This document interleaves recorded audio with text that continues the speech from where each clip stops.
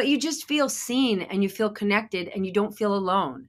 And it's that boost of confidence that makes you feel like I can do this thing. Stephanie Ruhle felt alone for years. She felt like the only one who was considered smart in her early years, yet struggled with reading comprehension when she got to school. It didn't get better when she started working. She became a successful finance salesman and a newswoman. This was despite fighting an invisible struggle. It wasn't until her son began to suffer the same difficulties that she realized what was going on. Keep watching as Stephanie finally opens up about her illness diagnosis. Her early life. Stephanie was born December 24, 1975, to Frank and Louise Ruhle. She grew up in Park Ridge, New Jersey, and attended Park Ridge High School. She graduated from Lehigh University with a bachelor's in international business in 1997.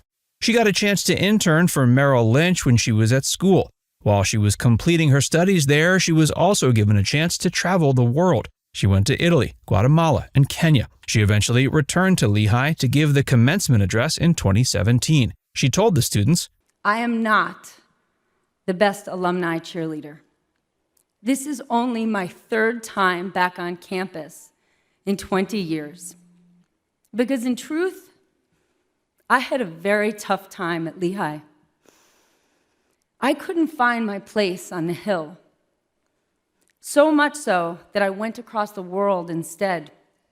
As Brad mentioned, I studied in Kenya, Guatemala, and Italy. Through a Lehigh alumni who's here today as a parent, I got a summer internship in banking, and I knew work was when my life would start, I thought. So I scampered back to finish up and collect my diploma with the only 2 real friends I had at Lehigh. When I was in your seat, I felt small and insignificant. But Lehigh didn't fail me. I failed Lehigh. And it wasn't my grades. It was the way I thought success was measured. She encouraged them not to focus on how the world tells them to measure success, but on what fulfills them. Education is important, but not everything. Building a career. Stephanie didn't immediately start her career as a newswoman. She spent 14 years working in the finance industry. She joined Credit Suisse First Boston in 1997 and spent 6 years working on hedge fund sales. She became the highest producing credit derivative salesperson in the United States. She joined Deutsche Bank in the same credit salesperson role in 2003. She spent 8 years there and didn't waste any of that time. She founded the Global Market Women's Network to help women reach leadership roles at the company. She also reached a leadership role herself by the end of her 8-year career at Deutsche Bank, leaving as managing director. She then joined Bloomberg Television in October 2011. She co-hosted Inside Track with co-anchor Eric Schatzker. They both moved to a 2-hour late-morning show called Market Makers in 2012. She co-hosted the show Bloomberg Go with David Weston before leaving the network. It featured many high-profile political figures, athletes, and media moguls. Her big break came when she joined up with 2 other reporters, Bradley Keown and Mary Childs. They were the first ones to break the story, identifying Bruno Ixel as the traitor behind the 2012 J.P. Morgan Chase trading loss. It was a major scoop that got them all noticed. She's best known for her role as the host of MSNBC's The 11th Hour with Stephanie Ruhle. She got the position January 27, 2022, after Brian Williams left the network. Stephanie's illness diagnosis. Stephanie has dyslexia. The Mayo Clinic describes the condition as a learning disorder that involves difficulty reading due to problems identifying speech sounds and learning how they relate to letters and words.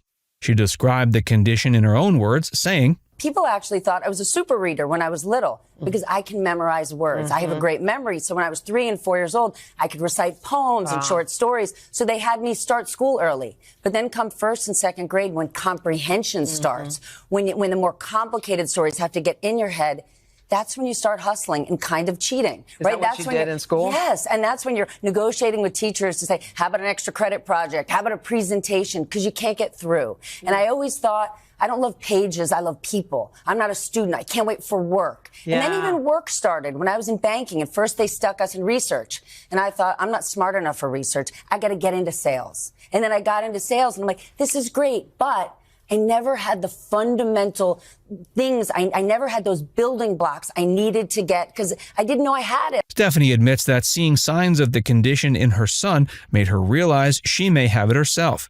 She says, and it wasn't until my son, my oldest son, I saw him go from this outgoing, confident kid. He just couldn't learn to read. And his younger brother was finishing his stories for him, right? It was one amazing teacher. We all have those teachers who said, you got to get this boy checked out. And when they told me he was dyslexic, I thought, this is everything I have.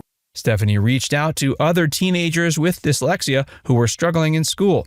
She wrote a heartfelt post on Instagram that said, "This message is for any dyslexic out there hating school right now. I totally get it. School sucks. Paying attention is impossible. No matter how many times you read the words on the page, they don't seem to interact with your brain." And she went on to say this, which I love. "I promise, school eventually ends. And when it does, calculus and physics need not be in your next chapter. And the real world cannot wait for you to unleash your awesomeness. Love always. Cliff notes using, cheat sheet making, detention dominating, needs to improve self-discipline on every report card getting, formerly frustrated fellow dyslexic, Steph Ruhle."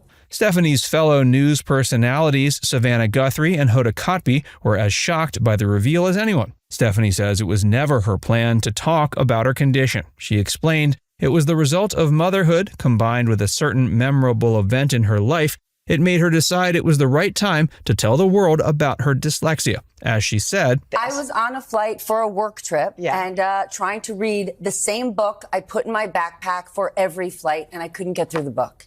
And I'm looking out the window and I'm thinking about my son, who's also dyslexic. And I'm thinking he is sitting in class right now, hating life, hating his teacher, can't get through it. She immediately made the post to reach out to other parents and children who are struggling. Fortunately, it got the response she was hoping for, and then some. She said, the flight lands and my phone was blowing up with people from all walks of life saying, that's me, that's my daughter, that's my brother. And I thought, oh my gosh, like if I can connect with someone. How Stephanie lives with her dyslexia. Stephanie admits she was always seen as a smart child. She could memorize books and told stories better than anyone around her. It was actually recommended that she start school early.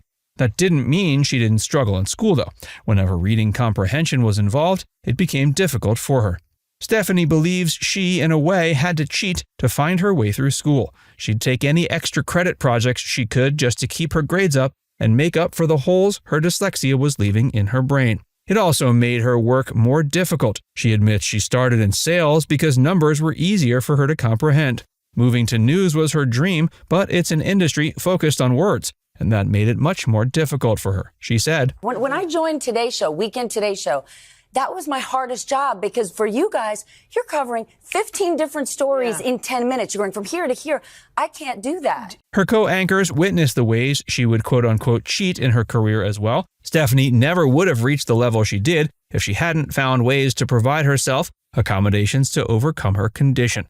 Some of her former co-anchors noticed the steps she took. I watched you prepare when you do segments. You always have index cards. You always had a Sharpie. And I was like, and I would always see you kind of talking to yourself back there. Savannah and Hoda were glad to have her speak about her dyslexia on the air. They feel her advice can help others with the condition live with it. I'm imagining parents right now watching this, cheering you on because their kid in that position. Get that planner for your kids. Go through their schedule so it's not Sunday night and their backs against the wall, and then they maybe are cheating or looking for those Cliff's Notes.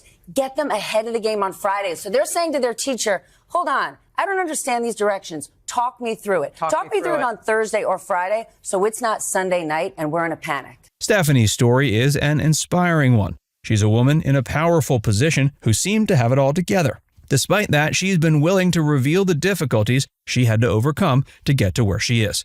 The goal is to help others with the same difficulties figure out how to overcome these challenges. They can look at her and say, if she can do it, so can I. Now it's time to hear from you. What's the most inspiring story of a celebrity overcoming an illness that you've ever heard? Let us know in the comments section below.